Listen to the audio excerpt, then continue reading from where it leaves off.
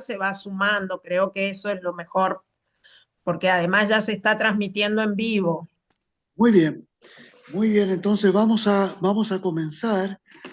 ¿Me escuchan bien, estimados compañeros y compañeras?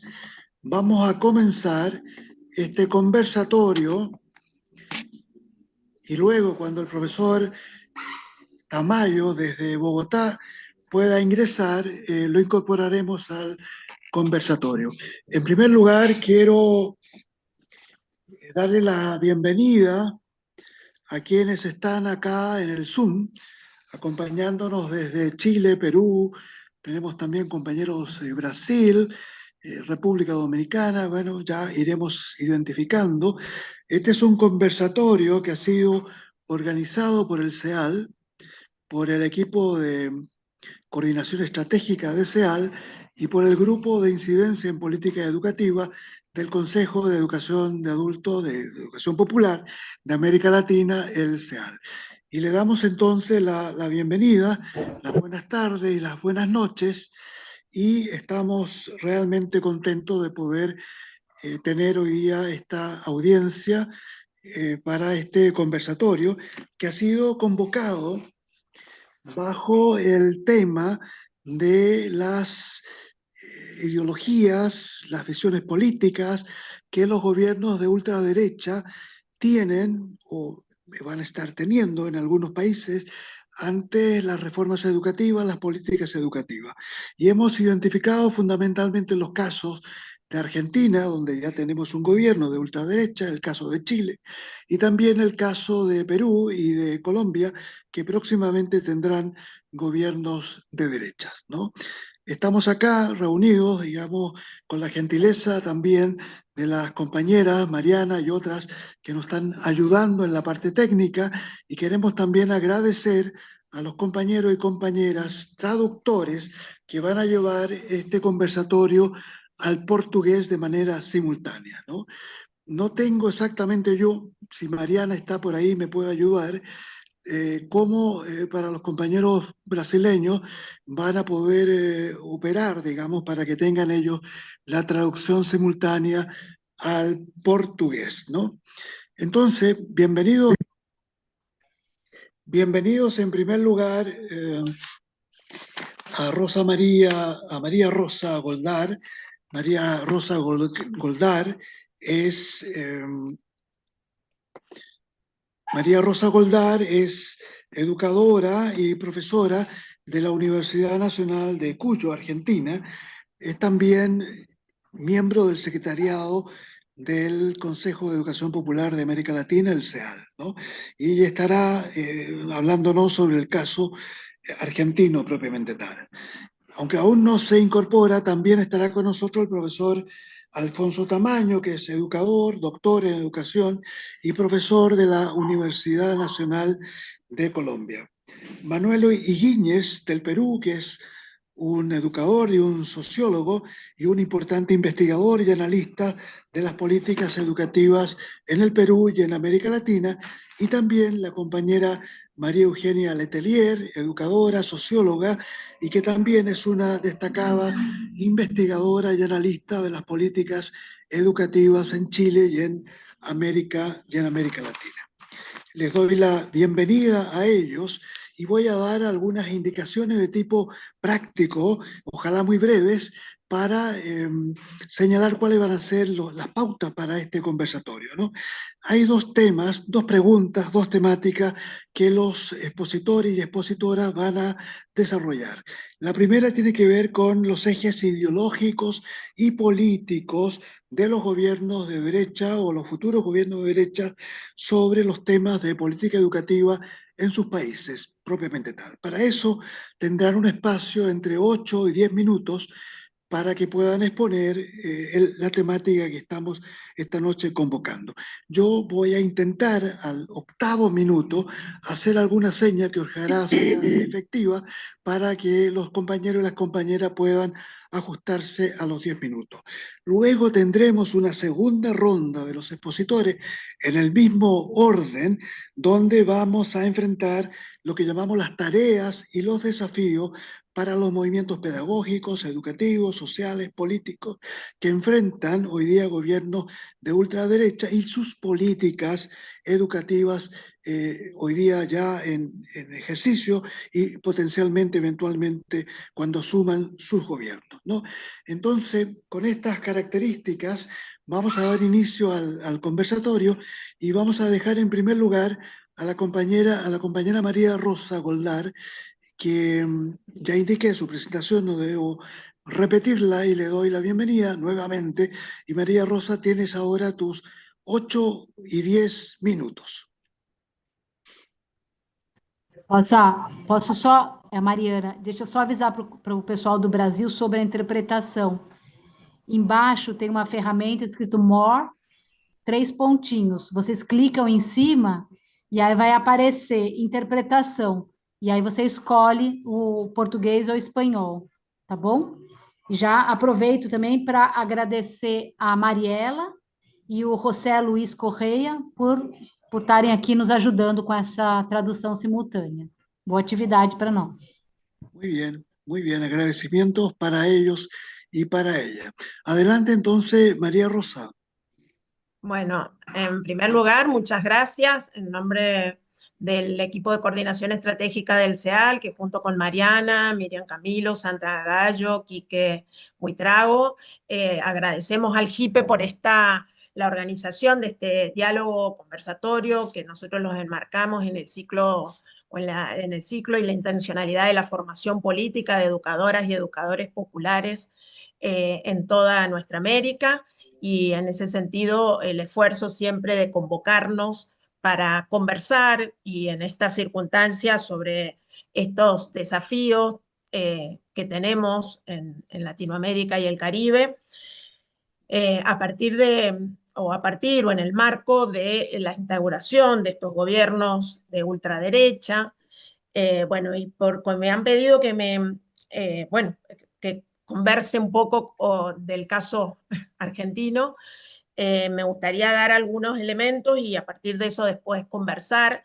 Agradecerles también las dos preguntas que son bien interesantes porque enmarcan los desafíos o los ejes ideológicos y políticos que promueven estos gobiernos, y el conversatorio habla de contextos culturales y pedagógicos. Entonces, esta concepción de que las políticas educativas no solo son acción de gobierno, sino que se inscriben en un determinado contexto político, ideológico, cultural y pedagógico. Decir que en la Argentina ya llevamos 2 años y 7 meses, casi 8, de la asunción del gobierno de Javier Milei en diciembre del año 2023, y que la conformación de la coalición de gobierno, del elenco gobernante, tiene como dos vertientes que a mí quisiera distinguirlas, que es una fuerza de una derecha más neoliberal, más de tradición, de una derecha que venía ya conformándose desde entrados los 2010, del 2010 en adelante en la Argentina, que tuvo en el gobierno de Macri un primer momento, y que la fuerza más radicalizada de ultraderecha corresponde justamente a la fuerza del Partido Libertario del presidente Javier Milei, y que se reclaman anarcolibertarios. Esta doble confluencia en el gobierno, por un lado, ambas atacan la educación pública, tienen desde el inicio del gobierno en que, como un primer hito, no hay Ministerio de Educación, por ejemplo, a nivel nacional, atacan a la educación pública tanto desde una primera acción de gobierno, que fue la derogación de la ley de financiamiento educativo, que es la que le quita el sostén a la posibilidad, justamente por la búsqueda inmediata de el equilibrio fiscal, y que entonces no se gaste más de lo que hay, y supuestamente para un cierre de política macroeconómica, que uno diría que es como una versión neoliberal de achicamiento del Estado y de garantizar para la educación una perspectiva de ser un bien de mercado. digamos, en la perspectiva más neoliberal, si se quiere, de la visión de la educación pública. Al mismo tiempo, o junto con eso, la derogación de financiamiento por las características del sistema educativo en la Argentina, que son las provincias, los estados provinciales, quienes tienen a cargo la educación primaria, secundaria y superior no universitaria, hace que paulatinamente haya caído en desfinanciamiento, que hace que las desigualdades y las inequidades regionales, provinciales, vayan acentuándose en el sistema público. Al mismo tiempo, hacia fines del año 2025, el gobierno libertario instala, todavía no legislativamente, pero sí hay una publicitación de lo que ellos llaman la Ley de Libertad Educativa. Esa ley no ha entrado todavía en debate legislativo, es un proyecto impulsado ya por el gobierno nacional y lo que propone es reemplazar la Ley de Educación Nacional 26206, que sigue vigente, pero desfinanciada, digamos, sacada de su soporte básico de financiamiento, y que entre los puntos más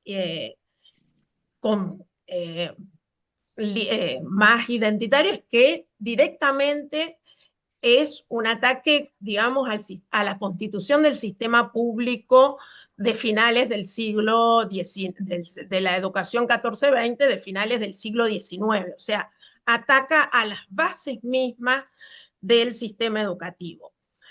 Modifica sustancialmente el rol del Estado, en tanto va a ser subsidiario, no garante de una educación, sino complementario frente a la demanda de las familias.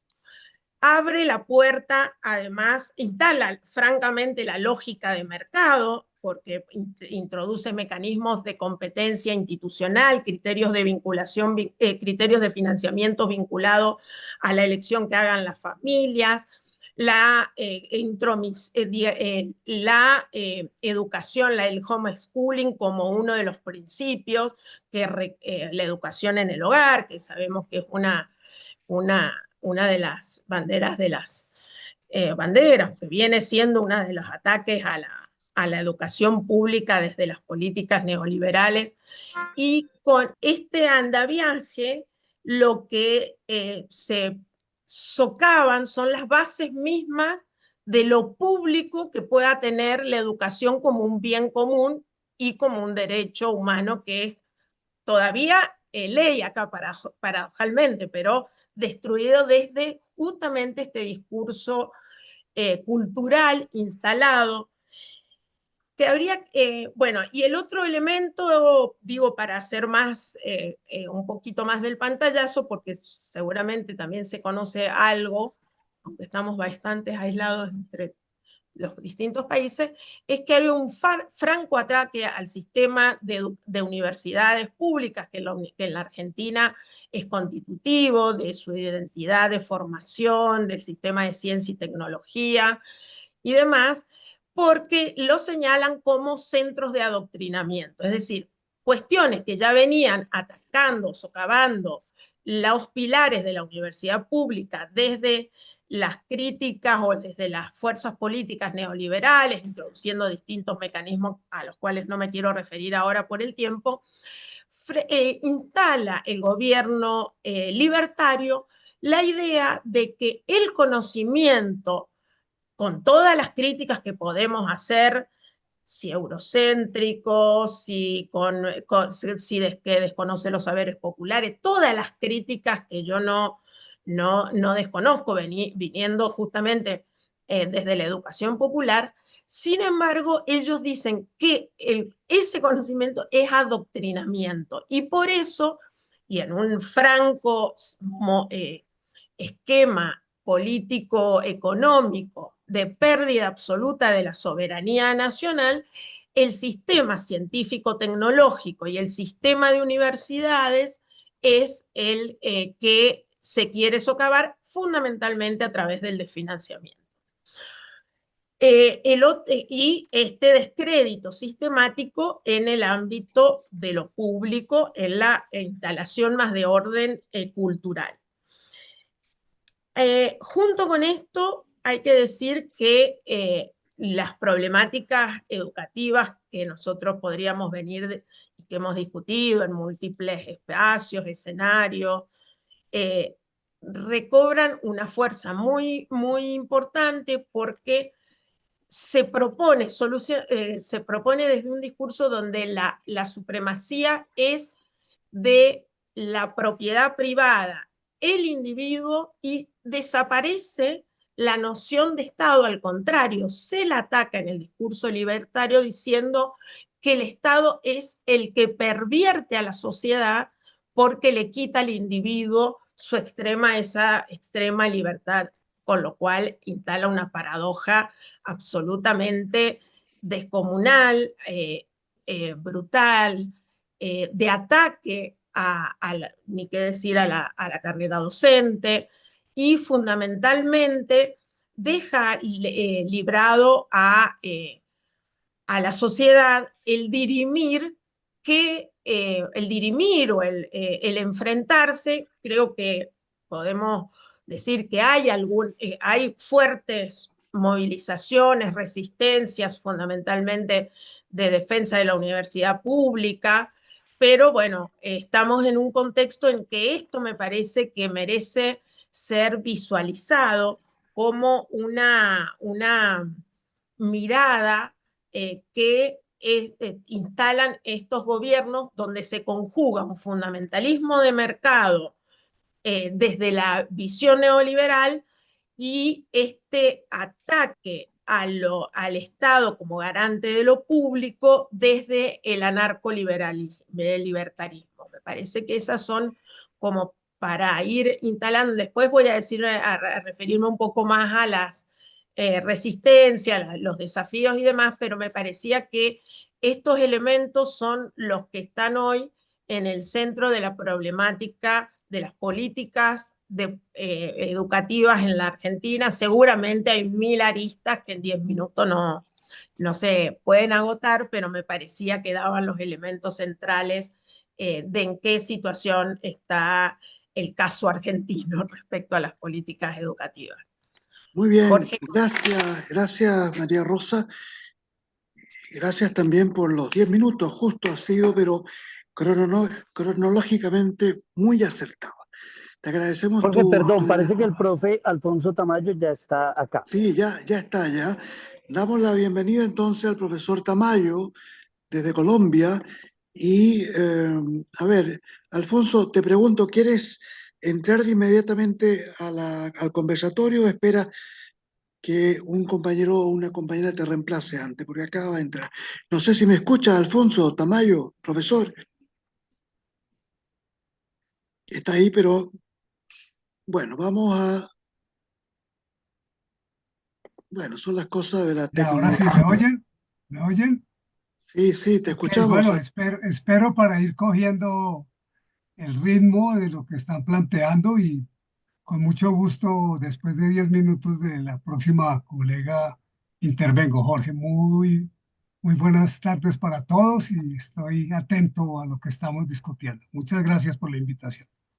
Muy bien, gracias Alfonso, un gusto volver a tenerte acá y que te hayas podido conectar.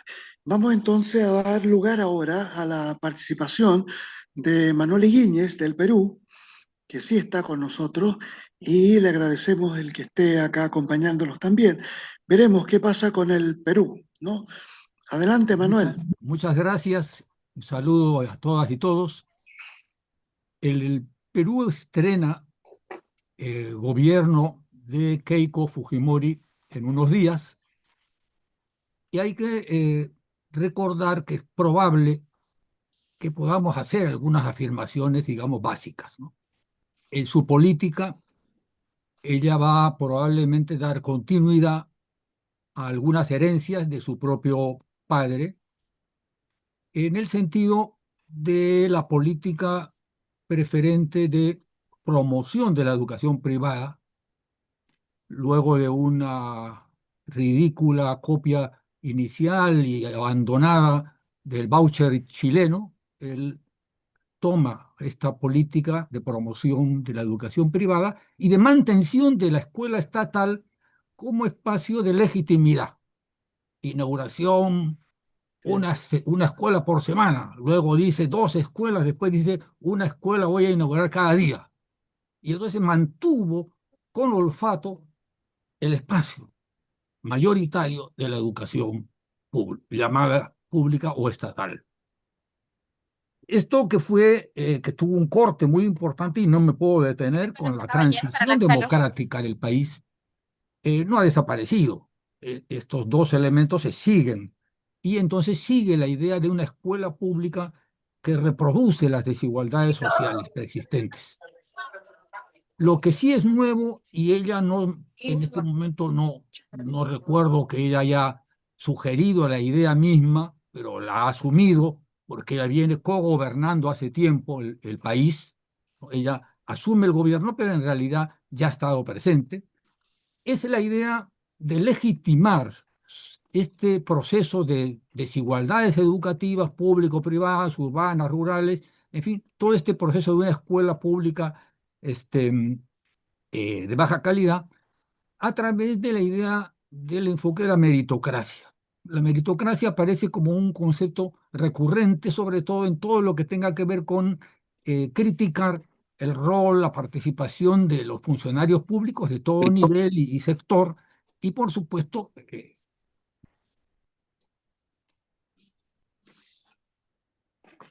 Manuel, has apagado el micrófono, Manuel. sí, no sé si me pude escuchar al comienzo o recién me integro. No, te escuchamos bien, solo hace Allá. un segundo quedaste sin Sí. micrófono. Entonces, lo nuevo que tomaría este gobierno es, además de retrotraerse a ciertas ideas básicas que siguen presentes a pesar a pesar de la transición democrática, es esta idea de la meritocracia, ¿no? Eso justifica introducir variantes de desigualdad en la escuela pública. Los colegios de alto rendimiento. Los Sí, colegios de yo alto creo, rendimiento. Están, parece, hackeando. yo creo que nos han hackeado, digamos, este conversatorio. Sí, Perdona, Manuel, no sí, sé si Ya Mariana. lo sacamos, vamos a cuidar. ya. Muy bien, Entonces, muy bien. Gracias, retomo un poco Rosy. que la idea esta de la meritocracia como es justificación de diferencias, digamos, que serían pues justas, no injustas, sino justas, se expresa en los colegios de alto rendimiento, que han tenido mucha acogida, ya están repartidos en todos los departamentos del país, ¿no? Que permiten que los alumnos con mejores desempeños en las escuelas públicas accedan a escuelas a tiempo completo y super tiempo completo, con internado, etcétera. También justifican la interrupción de la jornada escolar completa. Se quedó en 2.000 colegios en el tramo final de la secundaria. Este es un aspecto muy importante que probablemente va a ser tomado porque también está presente otro aspecto de legitimación de la educación segregada y diferenciada, ¿no? En la propuesta explícita de Keiko Fujimori. Ella en su plan de gobierno, que es un documento que podemos decir papel aguanta todo, tiene una frase específicamente sobre el rol de los padres y la función subsidiaria del Estado. Como digo, el papel aguanta todo y hay de todo ahí, de todas las frases, pero esto también sería coherente entonces con esta idea de que parte de la fuerza con la que llega Keiko Fujimori al poder es la alianza con fundamentalismos religiosos. Estos fundamentalismos vienen exigiendo con mucha claridad, y hay una ley muy importante, que es así, no la desconoce Keiko, que es la ley de la calidad de los materiales de la educación peruana, que justamente propone la intervención de los padres para censurar aspectos del contenido en 5 áreas curriculares. De lo que se trata es que el Estado, sin perder la titularidad, cede a la familia el control de los contenidos. Ya entonces pasamos a una escuela que, junto con otras normas, siendo estatal, es un mecanismo de reproducción de una prédica religiosa, y en ese sentido es que esta ley plantea una fórmula agresiva, muy dura, de control de los padres que no pudo operar. Hay cosas de la ultraderecha que no operan, y esto no puede operar. Hacer grupos de trabajo dentro del ministerio no fue factible. Y la última, la cuestión siguiente que diría es que eh, hay una clara presencia también ya anunciada, ¿no?, de un trabajo en relación a la memoria histórica, o mejor dicho, en relación a la historia del país y a la memoria de los pueblos, ¿no? O no solamente Keiko llega con una alianza con sectores religiosos, católicos o evangélicos, ultraconservadores, sino también con la Fuerza Armada y la policía. Y a ellos, con ellos tiene un compromiso de amnistía, de olvido de lo que fue la represión de Fujimori y lo que ha sido la represión del 2002-2003 con Dina Boluarte, que esa sí es respaldada directamente por Keiko Fujimori. Hay entonces una clara perspectiva de amnistía, de entregar más poder a las fuerzas policiales para la investigación de delitos, muy claramente a la Fuerza Armada, de garantizarle la seguridad de que cuando haya represión no va a haber sanciones, y eso tiene implicancias en la memoria y en la visión de la historia. En ese sentido, es que quería yo explicar estas particularidades de lo que probablemente está ya siendo sugerido y anunciado en el nuevo gobierno de Keiko Fujimori. Muy bien, muchas gracias Manuel. Gracias por tu intervención. Vamos a continuar ahora este conversatorio. Vamos a dejar al profesor Tamayo, Alfonso Tamayo de Colombia, que nos va entonces a platicar sobre la problemática eventual, digamos, de la política educativa del nuevo presidente recientemente electo en Colombia, ¿no? Profesor Tamayo, adelante, lo escuchamos por 10 minutos. Bueno, muy buenas tardes para todos. Me siento muy honrado de poder conversar sobre temas tan álgidos y tan importantes para el futuro de la educación en nuestros países. Voy a hacer un pequeño recorrido histórico rápido. Colombia tiene una constitución nacional de 1991 que consagra como un Só um Estado minuto. social de derecho y tiene una legislación sobre el sistema educativo que garantiza autonomía, libertad de cátedra, libertad de enseñanza, que genera posibilidades para defender la educación pública. Sin embargo, a partir del 2001, el gobierno de derechas de Uribe Vélez y los demás gobiernos que siguieron hasta Santos y Duque vienen con un compromiso que es la expresión de una geopolítica internacional global de reformas educativas para Latinoamérica. Eso tiene que ver con la participación de Colombia en la Organización para la Cooperación y el Desarrollo Económico, OCDE. Ese compromiso que lo tiene, creo que Chile y México, hace que la política educativa en Colombia esté dependiendo de las visitas y recomendaciones que hagan los organismos multilaterales, Banco Mundial y OCDE. Desde el 2016 han venido dando orientaciones y podemos decir que en Colombia, hasta antes del gobierno de Gustavo Petro, no había una política pública en educación. Hay políticas de gobierno que son compromisos del gobernante de turno de acuerdo con los intereses de las multinacionales. En este caso, la OCDE le exige a Colombia una serie de recomendaciones que son altamente privatizantes que convierten la educación en una mercancía, que entregan el trabajo del docente a sencillamente dedicarse a subir los resultados de las pruebas PISA y de las pruebas Saber. Entonces, ahí hay un direccionamiento que que tiene 5 características desde el punto de vista pedagógico. Primero, una estandarización de los aprendizajes y de la enseñanza.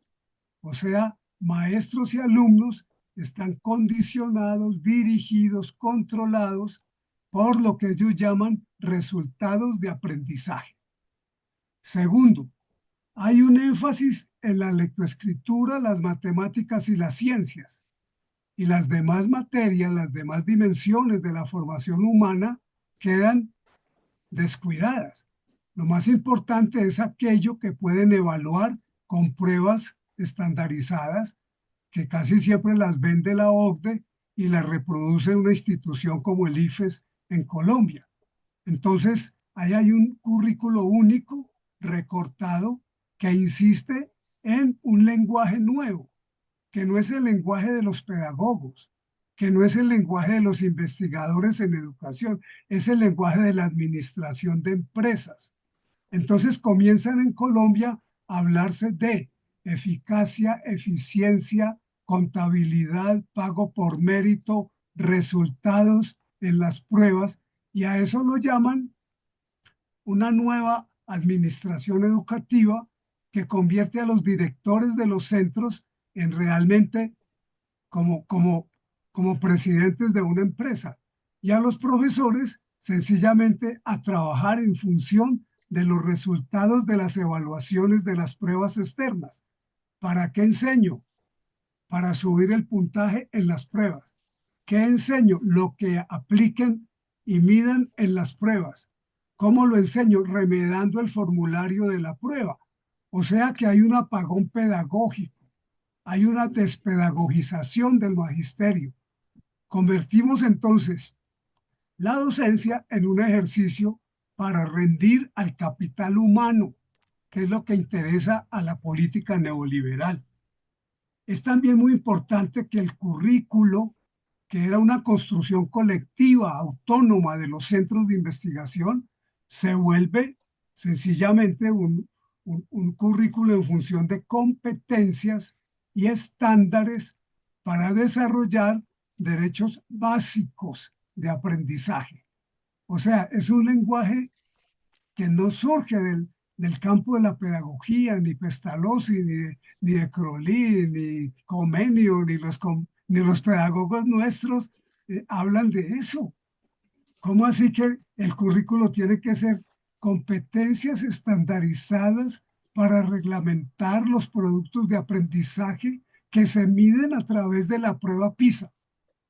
Pero señor, ¿dónde queda la calidad de una institución, la excelencia de un trabajo, la relación con las comunidades, la vinculación con los padres de familia, el reconocimiento de la diversidad, el reconocimiento de las diversas formas de aprendizaje, el reconocimiento de las culturas propias, de su historia, de su memoria, de su identidad? No, el único elemento que en Colombia está marcando, comillas, la calidad de la educación y a la cual están comprometidos esos gobiernos es rendirles cuentas con productos de aprendizaje medibles a través de una tecnología educativa que ahora se refuerza con la inteligencia artificial y con todos los medios de reproducción a través de las nuevas tecnologías. Por eso, el modelo de reforma en Colombia está en función de las necesidades del mercado y hay una vigilancia permanente de ese maestro que a partir del 2001 no solamente hicieron una reforma a la Constitución Nacional, sino que redujeron la financiación de lo que se llama el Sistema General de Participaciones. Eso hasta el gobierno de Duque. Cuando llega Petro en este último gobierno que ya entrega el 7 de agosto, trata de recuperar por lo menos el derecho a la educación pública, la dignidad de la profesión docente, la posibilidad de aprovechar la pedagogía crítica y la educación popular como alternativa para construir sujetos políticos, éticos y pedagógicos, y una manera de resistir a las políticas neoliberales a través de las organizaciones sociales. En estos 4 años se trató de avanzar en llegar a las regiones, reconocer la diversidad, trabajar desde una financiación más adecuada a la universidad pública, y terminamos con una oposición en el Congreso. O sea, los congresistas de Colombia, en su mayoría, están optando por el modelo que les ofrece ahora el señor Abelardo del Espriella. Ese modelo, para ir concluyendo este pedacito, tiene las siguientes características para que se aterren, porque esto no había pasado en Colombia. Estábamos resistiendo al neoliberalismo desde las organizaciones sociales. Pensamos que con Petro podíamos avanzar en la defensa de la educación pública y lo estábamos haciendo con un plan decenal de educación que acabamos de entregar. Pero miren con lo que viene Abelardo de la Espriella. Firmes por la patria. Oiga eso, es fascismo. Firmes por la patria.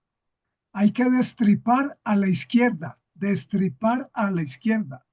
Hay que sacar a Marx de la escuela y meter a Dios en los colegios. No a la ideología de género, no a la defensa del medio ambiente y el cambio climático. Reglamentar la protesta siempre y cuando sea pacífica y se ajuste al orden público y no altere nada de la cotidianidad. De lo contrario, saldremos con el ejército a reprimir, porque están atentando contra la normalidad de la institución, de la democracia, de la patria. Fortalecer las fuerzas militares. Se quiere posesionar en un batallón del ejército colombiano, el presidente nuevo. Recuperar los valores tradicionales de la familia, la propiedad privada, las virtudes teologales, y se alió, como está diciendo el compañero del Perú, con los grupos religiosos de protestantes, de personas que tienen sus iglesias propias, a las que seguramente las va a financiar con el dinero público.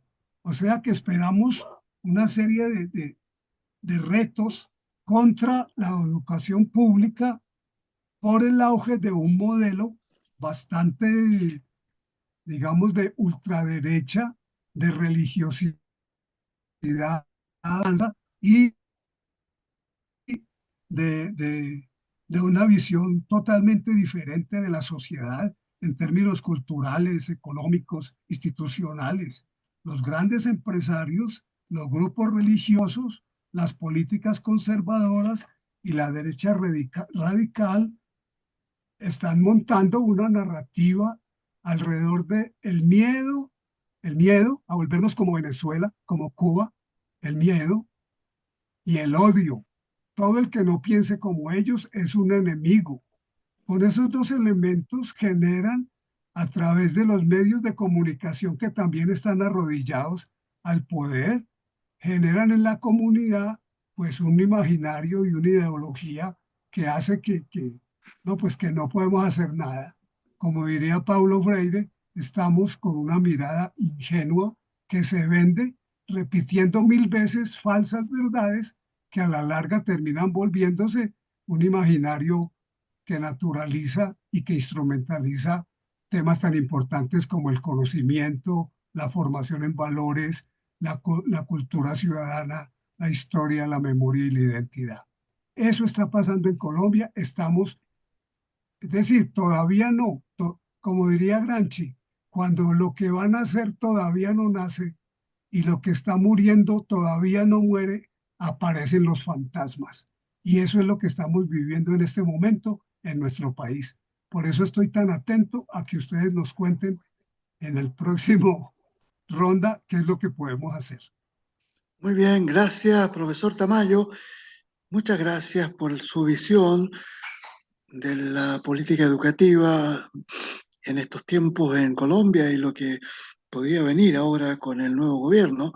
Vamos entonces ahora, debo reconocer que todos los expositores y los panelistas han sido tremendamente disciplinados con sus 10 minutos. Eso está muy bien porque nos va a permitir tener un tiempo para mayor diálogo y preguntas.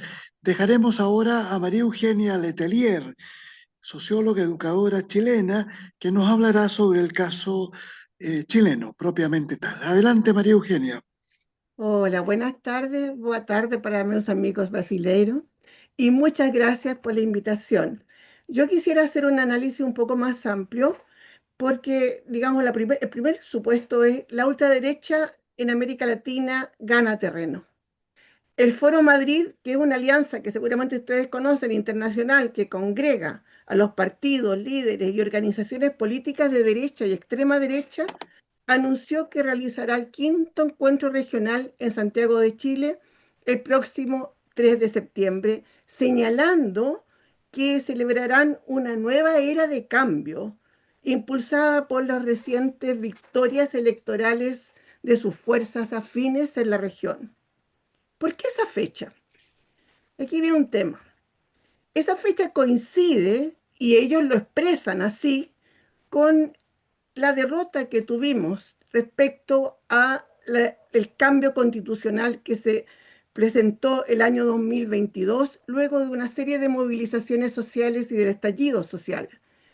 Nosotros allí perdimos, al ser sometida a plebiscito y perdimos, y ahí se perdió la oportunidad de cambiar la constitución de Pinochet y empezar una nueva constitución democrática para Chile. Por eso la alianza ultraderechista llamada Foro Madrid se reunirá en Chile en esa fecha. Es decir, se celebra que no se logró cambiar la constitución más ultraliberal, el experimento neoliberal de los años 80, orientado por Friedman y Hayek, los padres del neoliberalismo ultranza, que tomaron a Chile como experimento.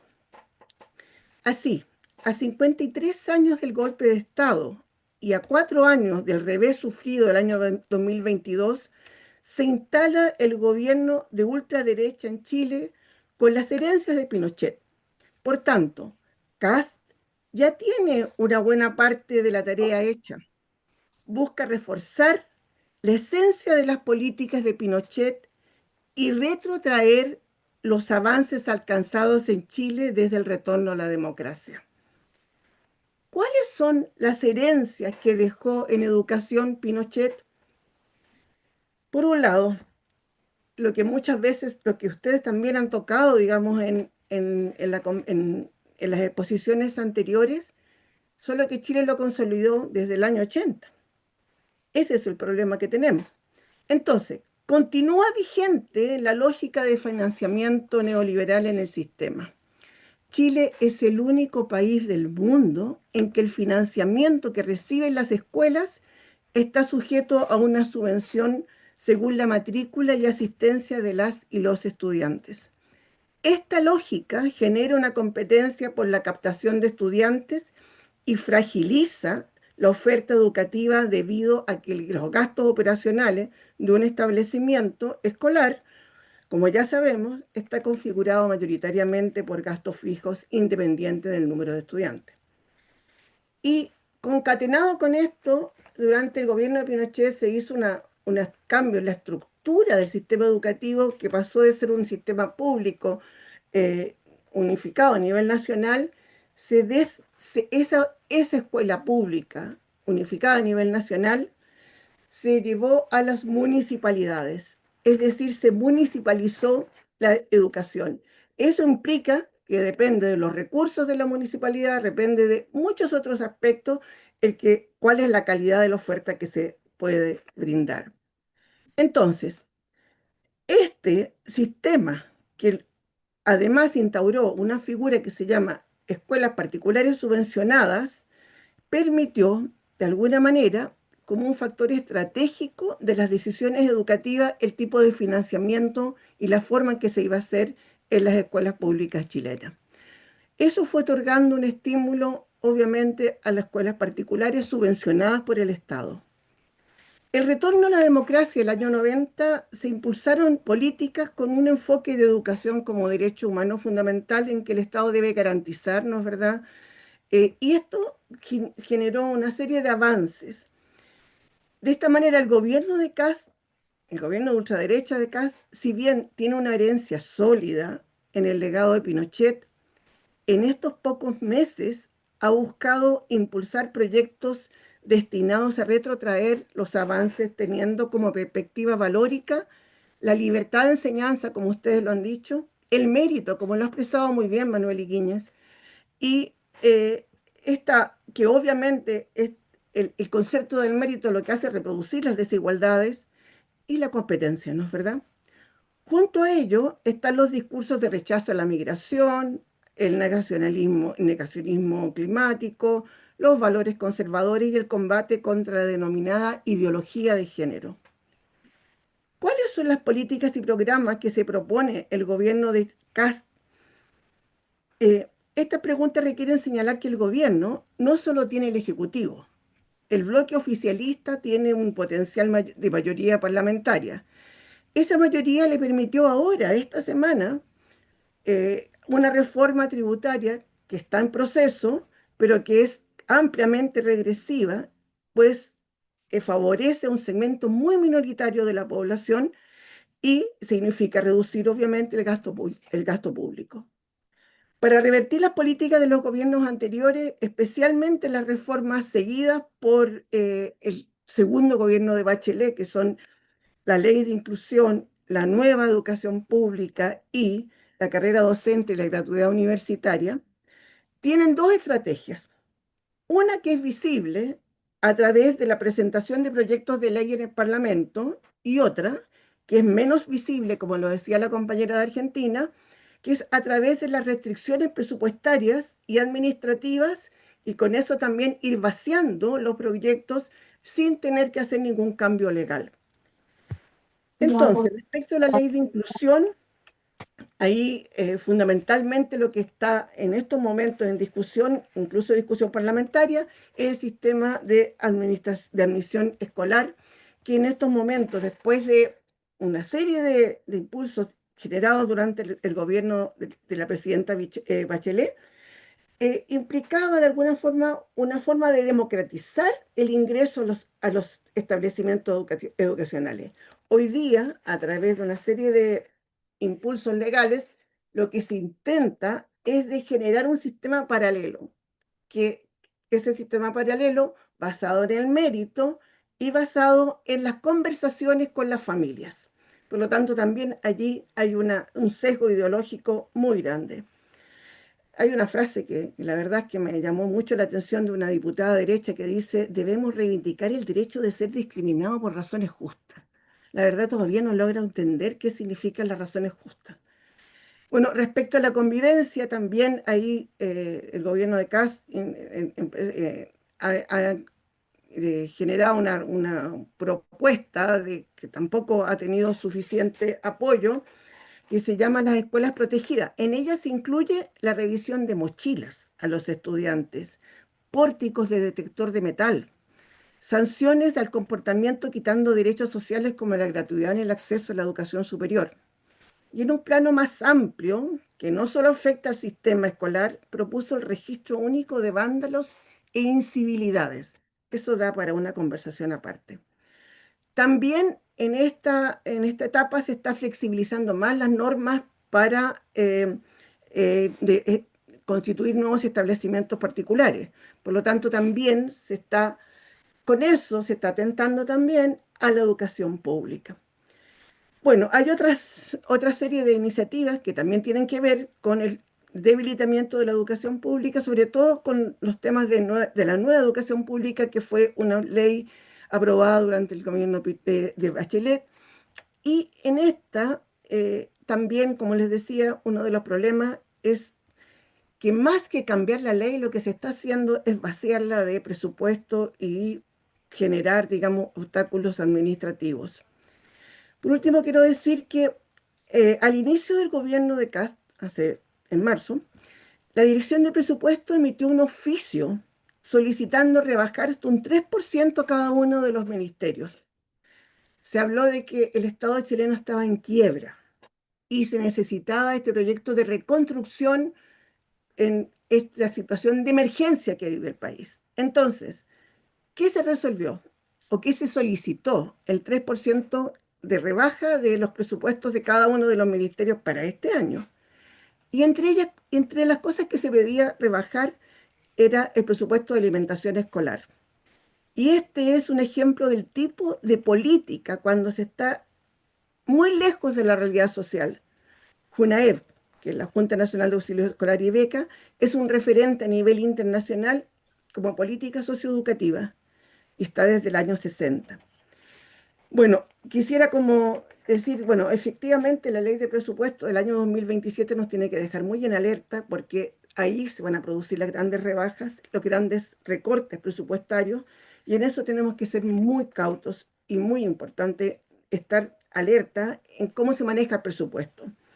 Termino señalando que voy a citar a Mariela Belsky, abogada y activista de derechos humanos en Argentina.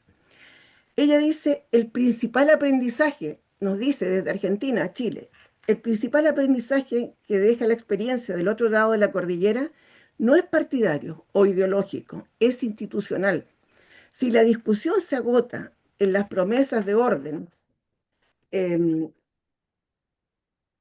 crecimiento económico, sin medir las consecuencias del vaciamiento, el precio que se paga es la disolución de los derechos concretos y la extinción de la función protectora del Estado. Muy Espero bien. no haberme No, sobrepasado. muy bien. Ya. Muy bien en el tiempo, gracias. Gracias, María Eugenia. Bien, hemos terminado entonces la primera ronda. Hemos entregado un retrato más o menos descriptivo, completo. Seguramente hay temas que habrá que desarrollar, pero ahora vamos a pasar a la segunda ronda. Una ronda donde lo que queremos pedirle a los panelistas, a las panelistas, es que nos puedan proponer desde la realidad de los movimientos pedagógicos, políticos, sociales, democráticos en cada uno de estos países que estamos hoy día sometiendo a un análisis, cuáles son los desafíos y las tareas para enfrentar estas políticas educativas que sobrevienen en gobiernos de derecha o francamente de ultraderecha. Entonces vamos a comenzar la ronda con María Rosa, ¿no? María Rosa tiene entonces tus 10 minutos. Adelante, María Rosa. Bueno, muchas gracias, Jorge. Bueno, el panorama es desolador. Hay que escucharnos.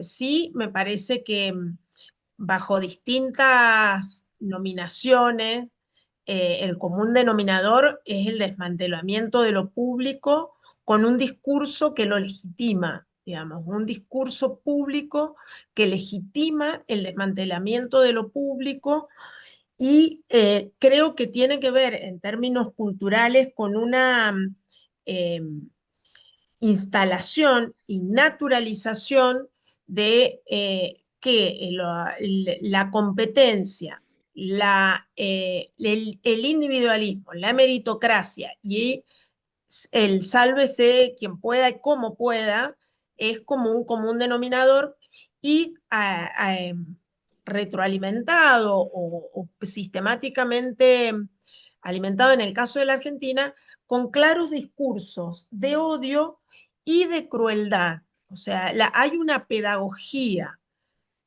socialmente instalada de los discursos de odio y la crueldad como forma naturalizada para la convivencia social. O sea, hay una naturalización de que que el enemigo de mis condiciones ya no sería un otro o un sistema injusto, pensando en la pregunta de las injusticias sociales o cómo avanzar hacia la justicia social, no serían las estructuras, sino ese otro y obviamente, un Estado que ha garantizado el derecho de otros como si fuera suma cero, en detrimento de los derechos míos. Y una naturalización de que los derechos son a la propiedad privada, que el derecho es a, soy, en el caso de lo educativo, la propiedad es de la educación de los niños y niñas, es de los padres o madres, como si hubiera una eh, condición de eso. Desde mi punto de vista, hasta contrario a las legislaciones o protecciones de derechos de las infancias. Esta visión de la infancia como propiedad de los adultos. Frente a todo esto, me parece que primero, bueno, creo que tenemos que hacer un esfuerzo de difundir y conocer las condiciones de los distintos países. Hemos podido ver en estas cortas alocuciones que aunque tenemos trayectorias y condiciones previas diferentes, trayectorias y consolidaciones de los sistemas educativos, etcétera, por caminos distintos, sin embargo, hay un común denominador que es la instauración del fundamentalismo de mercado, como bien explicaba Alfonso, y por otro lado, estos discursos neofascistas, yo creo que configuran un neofascismo en cómo se instalan, y la consideración de la educación como la educación pública como un bien, como un elemento a destruir o a mercantilizar, digamos. Es esa oscilación discursiva o en la narrativa.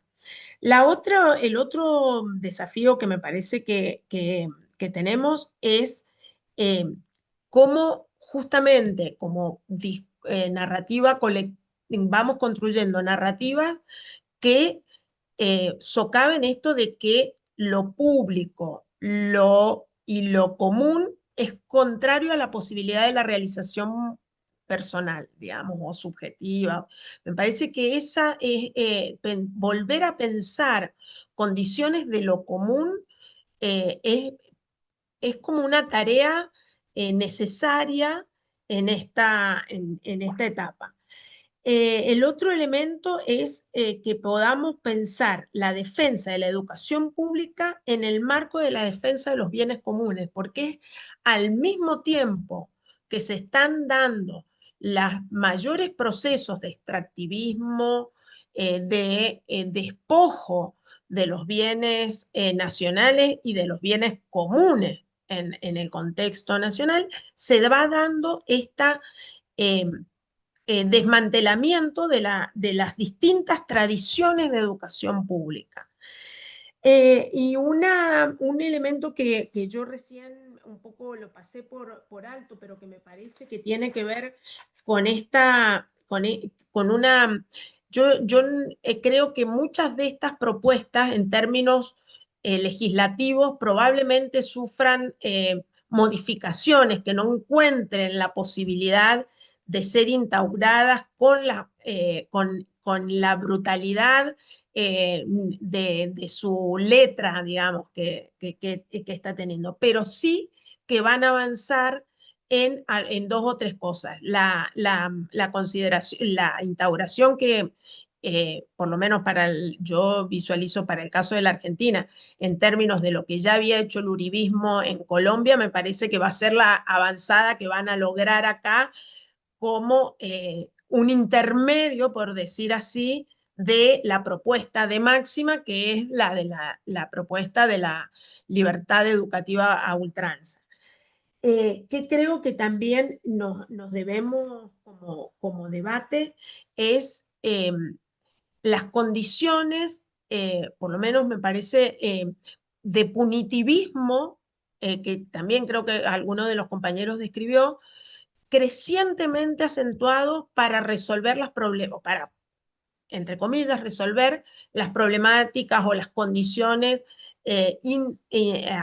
intraescolares en torno a las nuevas condiciones de salud mental, etcétera, como condición de eso, para afrontar la salud mental, responsabilizar a los padres sobre la responsabilidad que tienen sobre los hijos, sobre supuesta violencia escolar, son las familias, etcétera.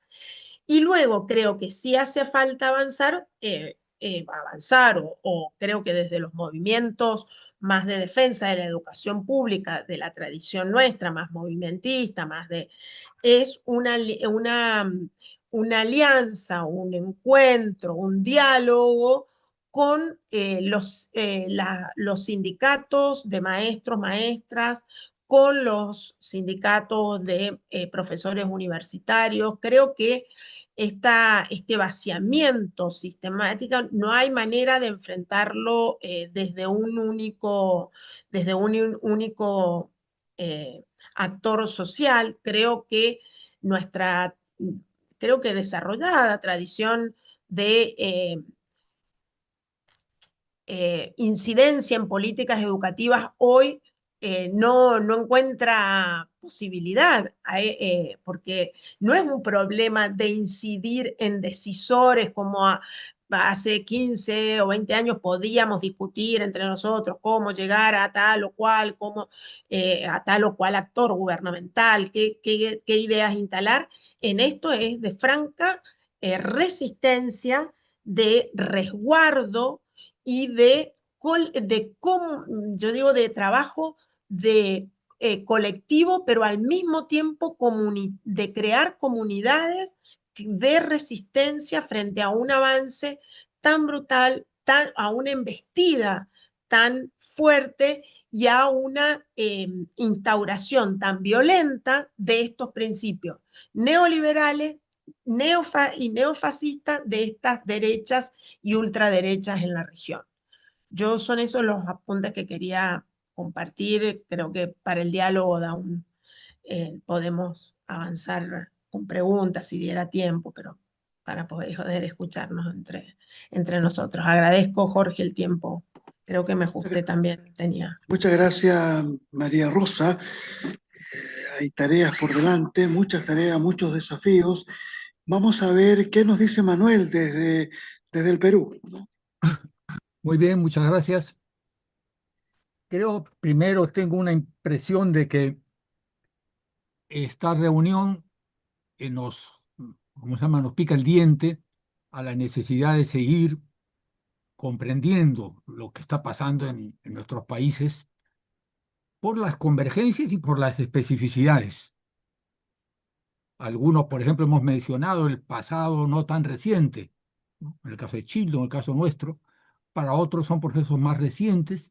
Entonces creo que es muy valioso el que comprendamos más el proceso que nos ha tocado vivir en esta confluencia y consecuentemente a partir de ese análisis ver las fragilidades. Yo mencioné una muy al paso, seguramente no se pudo entender, un proyecto, una ley muy importante sobre la calidad de los materiales, decía que había que constituir en el ministerio grupos de padres para censurar ahí in situ. Bueno, eso no es posible hacerlo, pues es demasiado obvio, ¿no? Demasiado tosco. ¿Cuántos de los proyectos de esta extrema derecha son inviables? Me parece que van a aparecer bastantes.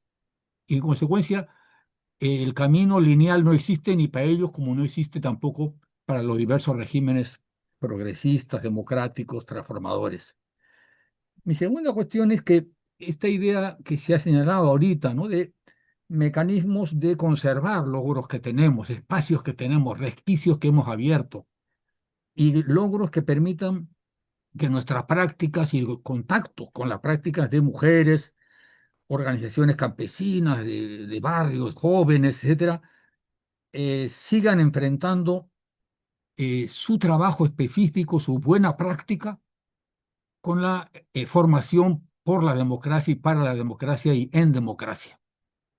Que nuestros ejercicios de buenas prácticas no se aíslen del contexto global, y hay una vieja expresión que viene de la reforma educativa, ¿no? Que es esa de que no es aplicable a la educación, es al trabajo, pero educar en democracia y para la democracia, en y para. Y eso está a nuestro alcance con crecientes dificultades, pero en las organizaciones sociales y en las diversas organizaciones, y en consecuencia los esfuerzos de articulación que tenemos que hacer son muy grandes porque no estamos en momento de ebullición y de expansión de las organizaciones populares y sociales. estamos en momentos de muchas querellas, como la del sindicato magisterial en el Perú, de baja, ¿no? Esta idea entonces de vincular las prácticas con los procesos de formación, de educación democrática, es una contribución hacia la reconstitución de formas de representación política que son un horizonte fundamental para los educadores. Nosotros no adoctrinamos ni formamos en una organización política, pero sí creamos un ambiente, un clima, una reflexión que favorece la reconstitución, que hemos visto en esta última prueba electoral casos específicos de reconstitución de formas de representación, políticas que tenemos que ver y favorecer con autonomía que se desarrollen. Creo también que lo que tenemos como pelea es más difícil, no sabemos cómo lo haremos porque todavía no se ha inaugurado el pleno de este gobierno, pero creo que tenemos que seguir defendiendo la idea fuerte en el comienzo del siglo en el Perú de los acuerdos políticos, de la idea del acuerdo nacional en el cual la educación es componente de políticas diferentes. No es la solución mágica a los problemas de la pobreza y la desigualdad, es un elemento que contribuye con la lucha contra la pobreza, contra la desigualdad en mil formas, con, digamos, un proyecto democrático. Y el poder, entonces, como bien decía Freire, es pues relativo de la educación. No es que con la educación es suficiente, ¿no? Es necesaria, pero no suficiente, se ha dicho más de una vez. Y creo que también quisiera decir que no sé cómo, pero creo que tenemos que seguir revalorando la educación básica como una pieza fundamental en la nueva sociedad de la información, del conocimiento, y con esta tan difícil necesidad de entender lo que es la inteligencia artificial. Y ahí ganamos nosotros de lejos los que creímos que nunca hubo que olvidar que la educación básica es presencial, que requiere el acompañamiento y el refuerzo y la colaboración de nuevas formas de tecnología. Pero no he conocido a nadie en el mundo que luego de la pandemia ha dicho, no, saben que sí, esto de la escuela a tiempo completo, no, no me interesa a mí, por lo menos no he visto ningún caso. Y la idea de la escuela completa es un tema que en el caso del Perú es gravísimo. Tenemos todavía escuelas básicamente de 3 turnos, o no, mayoritariamente de 2 turnos. Y eso simplemente hace que se piense que la educación de los pobres es un problema de milagro, ¿no? Hay una escuela de 60 horas por semana que debe tener el mismo resultado que una de 25 o 20 horas por semana. Bueno, eso es lo que nos está vendiendo este modelo concreto. Y finalmente, 2 puntos. Uno, para nosotros en el debate es muy importante revalorar la educación de jóvenes y adultos, más allá de la educación escolarizada, muy importante, de la educación básica que llamamos nosotros alternativa, que tiene entre sus opciones la educación para el trabajo, esa que es la culminación de la básica. Pero la idea de educación a lo largo de la vida en diversos ambientes no está suficientemente reconocida a pesar de las alusiones de la Ley General de Educación a la idea de la sociedad educadora. Bueno, ahí tenemos entonces que buscar consolidar su espacio en la institución, fortaleciendo, a mi entender, un punto que hay debate acá, el rol rector del ministerio.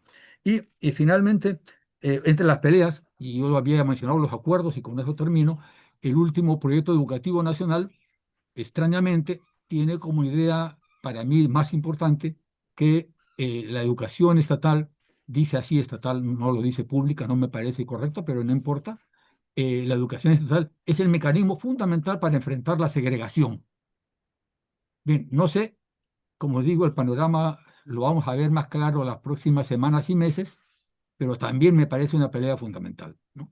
Este problema de una creciente desigualdad en el marco de nuevas formas de tecnologías de la comunicación y la información vuelve a plantear el rol estratégico y el mecanismo fundamental para enfrentar las desigualdades y la segregación en la educación pública, que no quita que toda educación debe ser un bien público y que el lucro no debería existir en la educación, y en consecuencia esto llama también a un diálogo con la educación privada. Muy bien, gracias Manuel. Manuel, desde el Perú, muy alentadores, muy desafiantes también tus desafíos para la realidad peruana. Vamos a dejar entonces ahora al profesor Alfonso Tamayo desde Colombia, quien nos va a hablar también de los desafíos de los movimientos docentes, políticos, sociales frente a este gobierno, como tú dijiste, estos monstruos que se nos avecinan en estos momentos de crisis. Adelante, Alfonso. Bueno, pues nosotros, tengo que decirlo, en Colombia hemos venido dando una lucha permanente en defensa de la educación pública, por la reivindicación de la dignidad de la profesión docente. Hemos construido múltiples proyectos de investigación en pedagogía crítica y en investigación pedagógica, porque creemos que el fundamento de cualquier reforma educativa con dignidad y con excelencia tiene que ver con la formación de maestros. Para nosotros, sin una política pública de formación de docentes, cualquier otro esfuerzo queda relegado.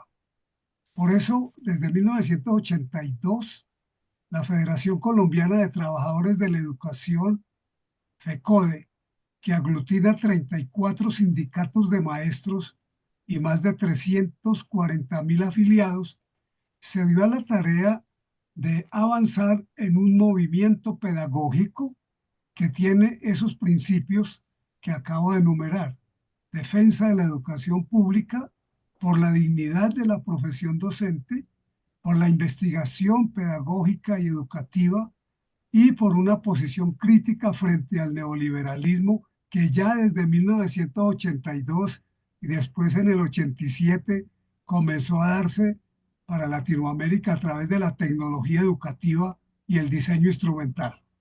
Ese tipo de propuestas fueron creciendo y en este momento, pues nosotros venimos consolidando algunas cosas que pueden servir, por lo menos que las pongo aquí para que las piensen. Tenemos unos centros de estudio e investigación docente en cada sindicato de los 34 departamentos de Colombia, Centro de Estudios e Investigaciones Docentes, CEID, y tenemos un centro de estudios a nivel nacional, en FECODE.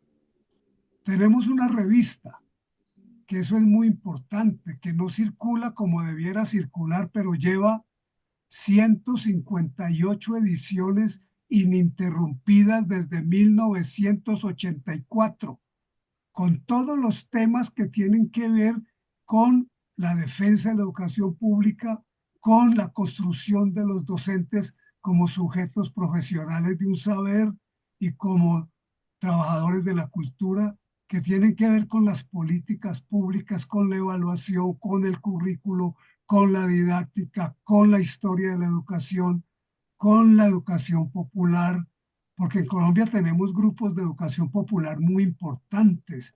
Tenemos a Alfonso Torres, Piedad Ortega, Marco Raúl Mejía, tenemos a Lola Sendales. O sea, en Colombia hay una producción importantísima y en esa revista han podido expresar su pensamiento muchos maestros, porque es una revista abierta, no está indexada. Ustedes la pueden conseguir en la página web de FECODE, www.fecode.edu.co. Ahí abren y está la revista Educación y Cultura. Yo soy el editor de esa revista.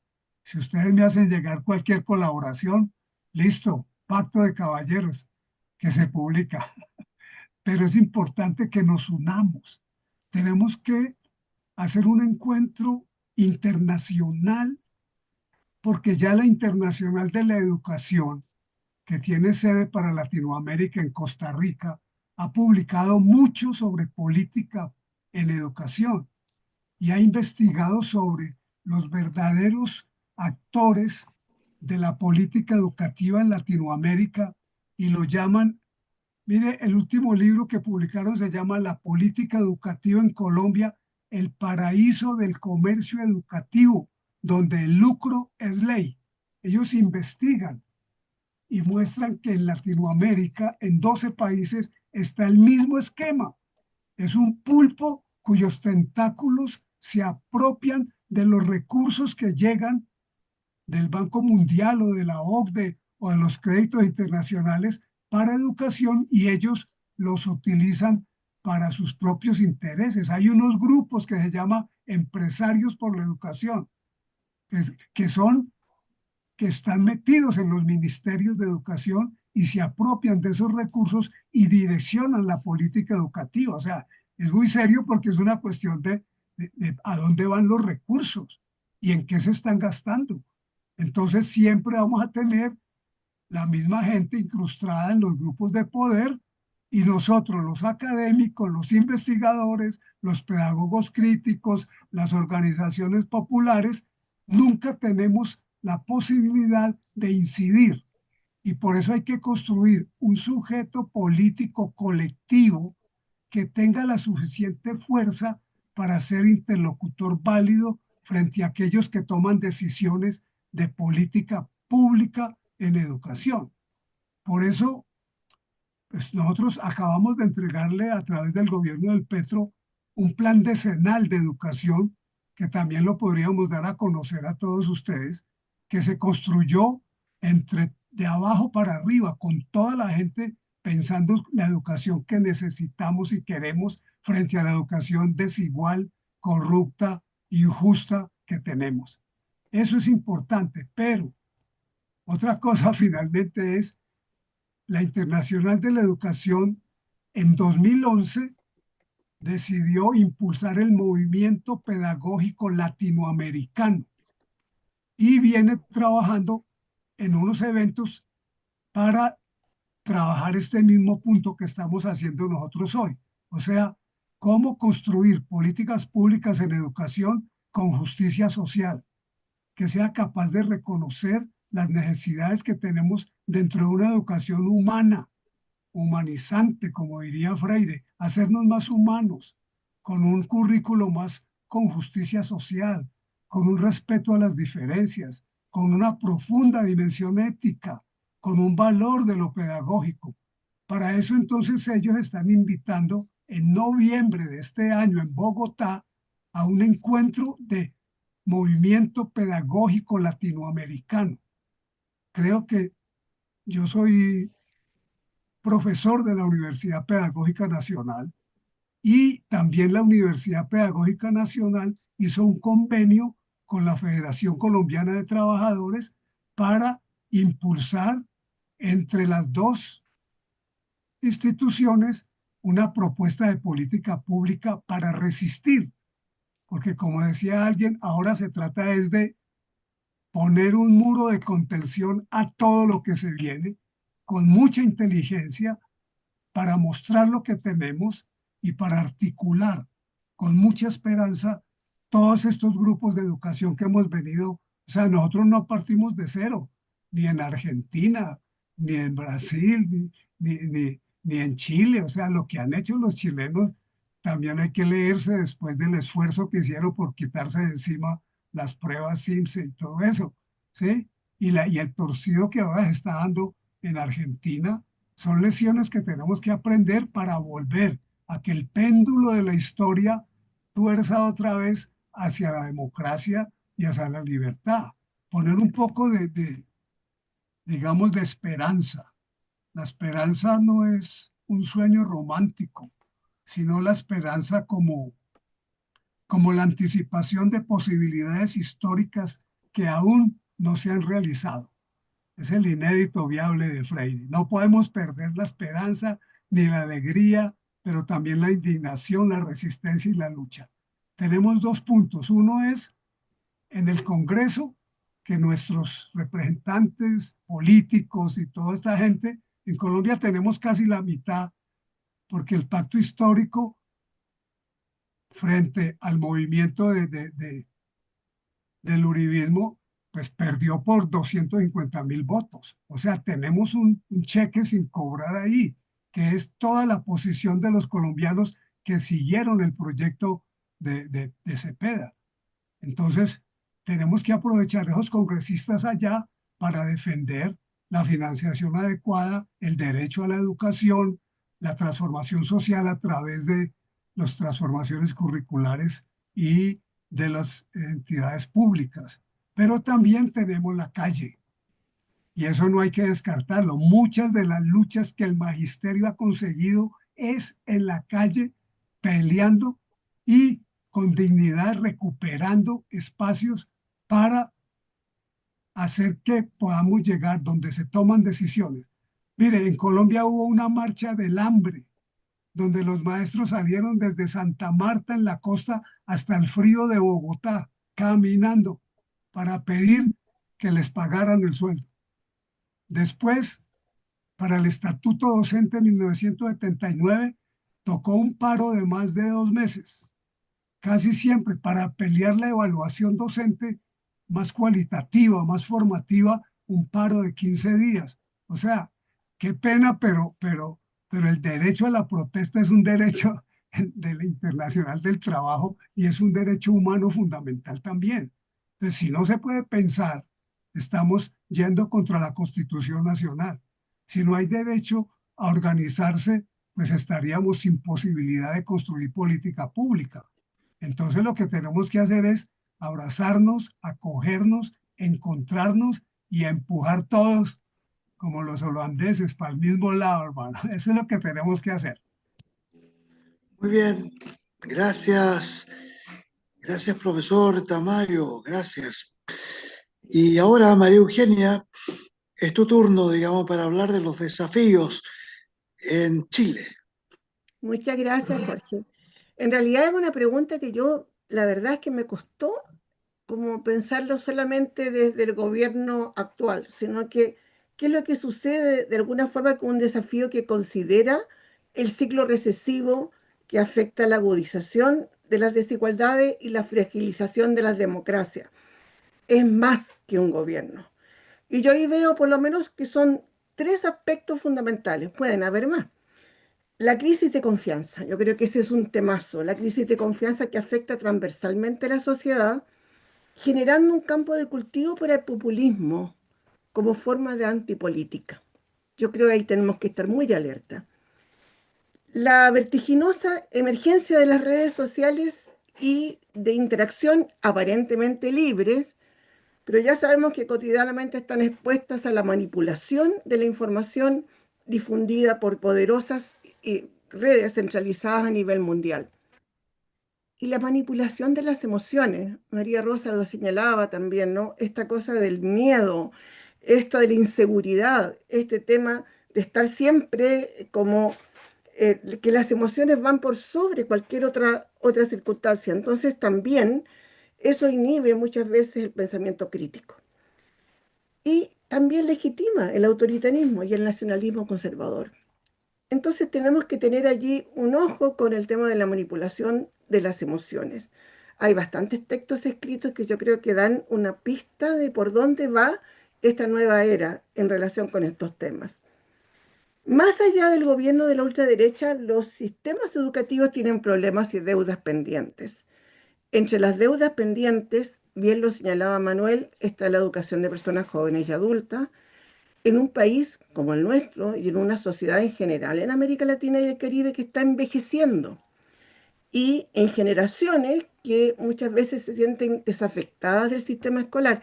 Entonces, este concepto o esta perspectiva del aprendizaje a lo largo de la vida es un tema pendiente, está puesto en la legislación de casi todos los países, pero sin embargo, ¿qué es lo que está sucediendo en la realidad? Es un tema que está muy, muy al debe. Y eso es independiente de los gobiernos de ultraderecha, quiero recalcarlo. Eh, entonces, ¿desde dónde intervenir? La gran pregunta. Y creo que hay un desafío que es institucional, y lo digo muy, muy, muy responsablemente, porque la experiencia de estos años evidencia de manera drástica la importancia de la intervención política. El avance de la ultraderecha y del populismo instrumentaliza el rol del Estado como subsidiario al servicio del conservadurismo, como lo hemos señalado. Entonces, volver a pensar desde la institucionalidad obliga también a pensar cómo se están instalando muchas veces los caudillos, la demagogia, que socavan la democracia. El discurso del antipolítico deslegitima la posibilidad de ser agentes transformadores desde la política. Y en ese sentido yo creo que hay que reivindicar la existencia de la política y la existencia de los partidos políticos y no este discurso de que todo lo político es corrupto, que todo lo político es malo, que todo lo político hay que desecharlo, nos ha hecho muy mal. Hay que reconstruir el significado de la política. Creo que ese es un desafío. El otro desafío es la participación social.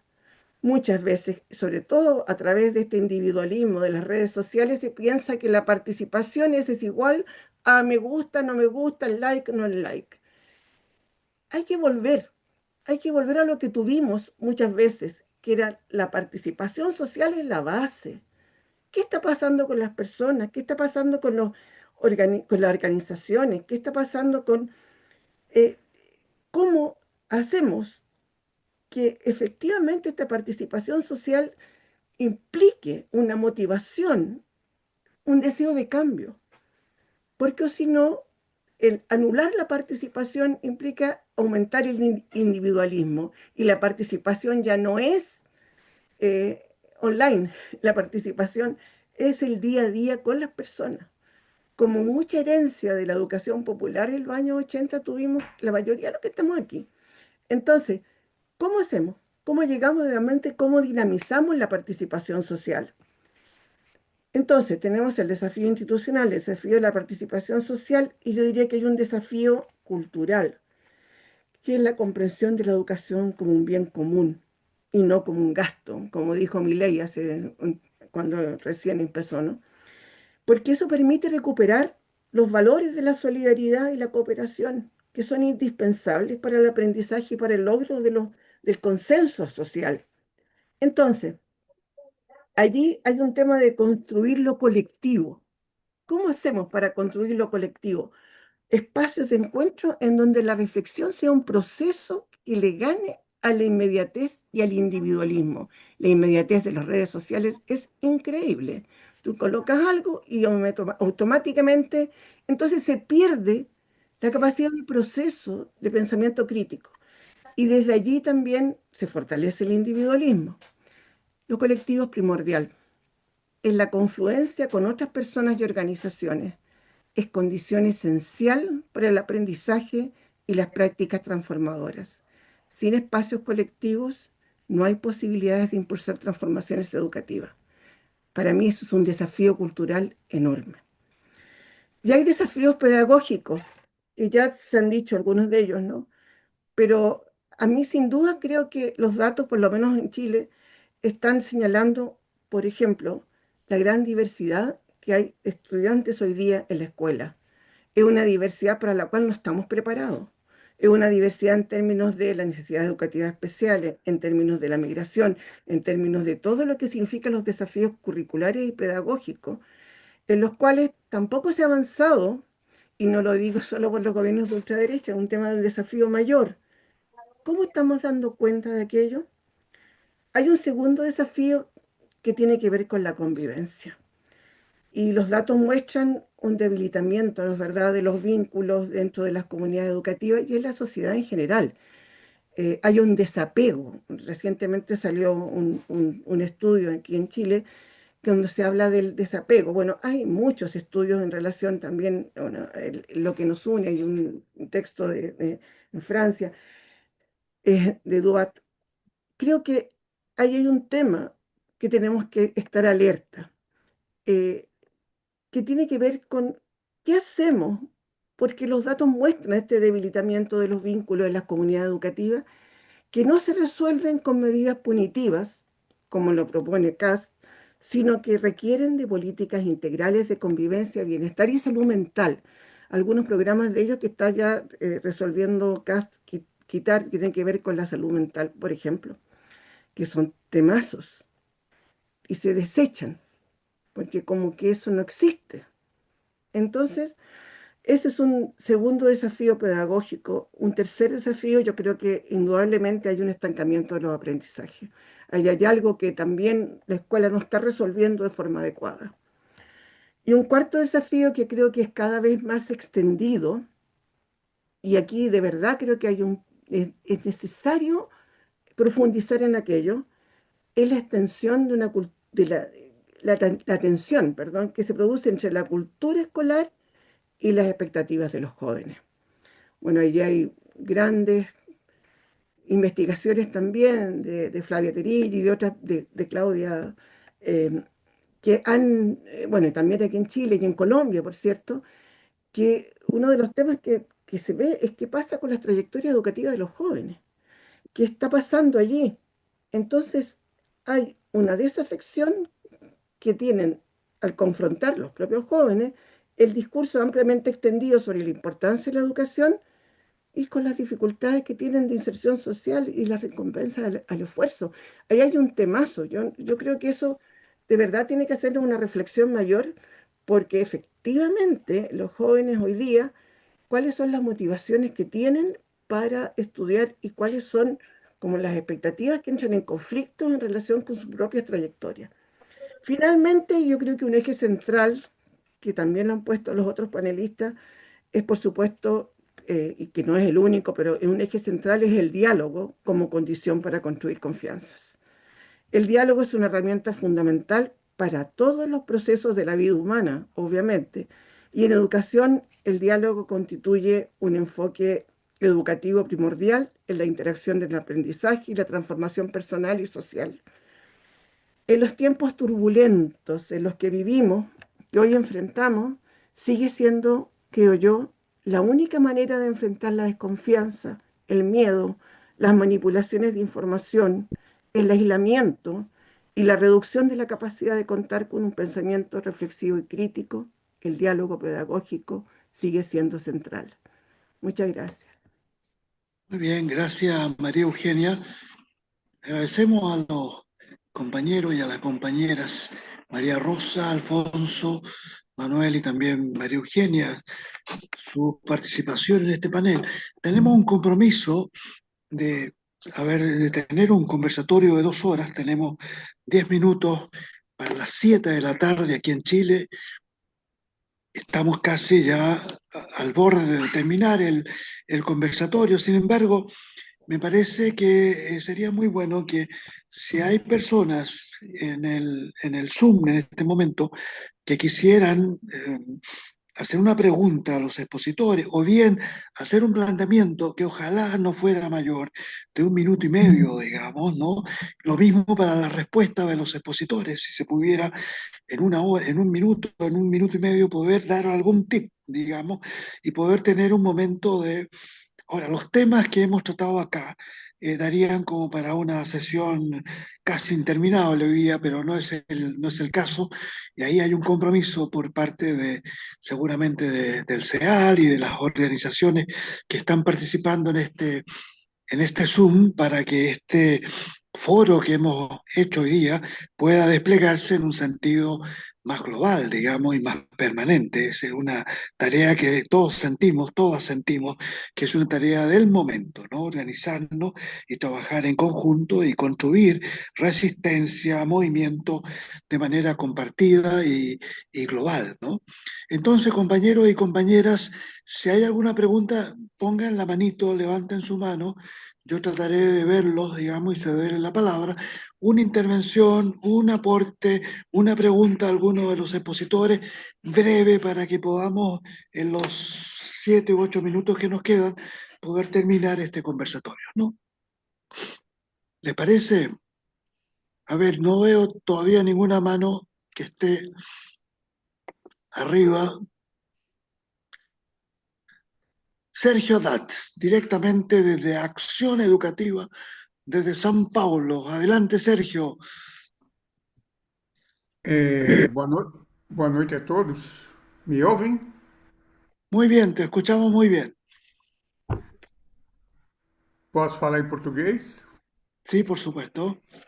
Bom, então, primeiro agradecer muito ao CEAL e a esse grupo por trazer essa reflexão, esse conversatório aqui para nos iluminar sobre o que está passando na América Latina em relação ao crescimento dos setores conservadores e a consequente impacto na educação. Uma coisa muito interessante para nós brasileiros é perceber o quanto temas que foram levantados aí percorrem, no caso brasileiro, diversos estados, diversos movimentos, estados, vamos dizer, nós temos estados, municípios e o governo federal, né? E isso é muito importante entender que, no caso brasileiro, há uma distribuição de responsabilidades em relação a a federal, os estados que ficam normalmente com o ensino médio e parte do ensino fundamental, e os municípios que têm a educação infantil e o fundamental. Isso quer dizer que, para nós, todas essas reflexões que vocês puderam trazer e distribuir aqui para nós, elas aparecem aqui ou lá a depender dos governos de Estado, sendo eles mais conservadores ou menos conservadores. Então, em alguns estados você pode ter, por exemplo, uma educação cívica militar, você pode ter homeschooling, você pode ter uma presença forte dos setores empresariais, em outros não, há uma defesa maior da escola pública, do direito à educação e assim por diante. Para nós, então, essa divisão entre os três níveis de governo é muito importante porque em eleições como essa que nós vamos ter agora, em novembro, outubro e novembro desse ano, nós mudamos também os governadores, além do presidente da República. Os municípios mudam em anos separados, daqui 2 anos. Então, para nós, de imediato, vamos dizer, as eleições para governo estaduais e, evidentemente, a reeleição de Lula como praticamente uma defesa a que esse movimento conservador possa encontrar, pelo menos, um espaço de resistência na América Latina frente a um governo como o governo Lula. O segundo aspecto importante é que nós temos aqui observado a forte presença do Congresso Nacional nos temas relativos à educação. Não só propondo leis que vão na direção do que vocês trazem para cá, como barrando possibilidades de uma educação pública de qualidade, laica, etc.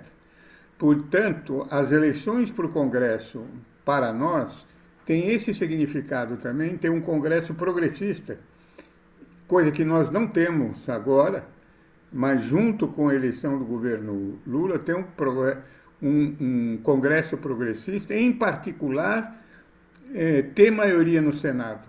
Porque uma outra questão que nos afeta hoje é a relação entre o Congresso, o Executivo Federal e o sistema judiciário. Todos vocês sabem que o sistema judiciário no Brasil teve muita importância em não permitir que ocorresse um golpe por parte do governo Bolsonaro logo depois da eleição do Lula. E isto é muito importante por quê? Porque se nós temos um Senado que é um Senado conservador, um Senado de maioria da direita, eles têm a possibilidade e a capacidade de intervir no sistema judiciário, no Supremo Tribunal Federal, de maneira a caçar os seus integrantes.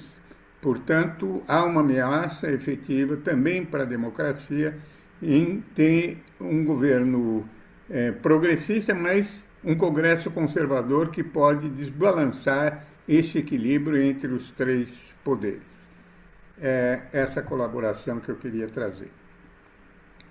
Bien, muchas gracias, Sergio. Ha sido un gusto verte también, Sergio, a todos los compañeros del Brasil. Hemos tenido una presencia muy importante en el Zoom, seguramente en YouTube también la habremos tenido. Como pudieron ustedes escuchar, en algún momento tuvimos que cerrar la participación. En un momento tuvimos 52 compañeros y compañeras participando en el Zoom.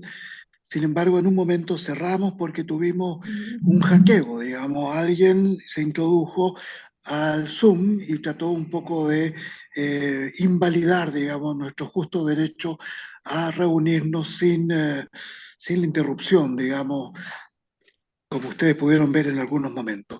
Yo les quiero agradecer a todos y a todas las que estuvieron acá hoy día con nosotros, a los traductores en simultáneo del español al portugués que han hecho un tremendo trabajo. Le agradecemos fuertemente su presencia y su compromiso, a María Eugenia, a Alfonso, a Manuel y también a nuestra compañera María Rosa, ¿no? Yo como moderador, digamos, me di a la tarea de, indicar, anotar, y llegué a la conclusión, llegué aquí anotando, hay 33 puntos que yo anoté de carácter conceptual, de carácter pedagógico, de carácter político, de los desafíos que valdría mucho la pena seguir profundizando, ¿no? Hay algunos temas que tienen que ver con la descripción, con la identificación de estos regímenes de ultraderecha y sus políticas educativas que están muy bien graficados en todo lo que ustedes han podido señalar. Hay también temas pedagógicos que vienen en estas nuevas políticas educativas conservadoras de ultraderecha y también hay desafíos, ¿no? Nos comprometemos quienes convocamos de hacer un pequeño documento, un PowerPoint con estos 33 o 34 puntos que un poco resumen los distintos temas que acá hemos discutido y que son temas que yo creo que políticamente, pedagógicamente, debemos profundizar, ¿no?